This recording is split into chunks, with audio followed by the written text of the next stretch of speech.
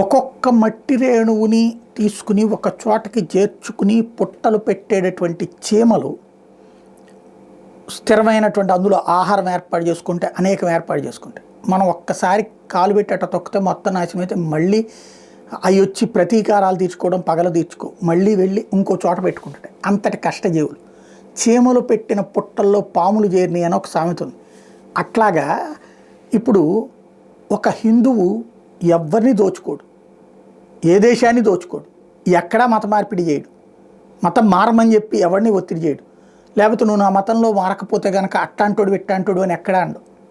కానీ అదే హిందువుకి సంబంధించినటువంటి ఈ ఏ రాష్ట్రంలోనైనా ఆలయాలకి ప్రభుత్వాల నుంచి డబ్బులు ఇస్తున్నారు. నార్త్ ఇండియాలో ఇస్తున్నాడు, మన సౌత్ ఇండియాలో అయితే నథింగ్. పైగా ఈ భక్తులందరూ రూపాయి వేసే డబ్బులతో నడిచే ఆలయాలలో డబ్బుల్ని వీళ్ళు ప్రభుత్వ కార్యకలాపాలకు ఖర్చు పెట్టేస్తుంటారు. దానికోసం పని పాట చేయని అనేక మంది సిబ్బందికి జీతాలు ఇస్తుంటారు.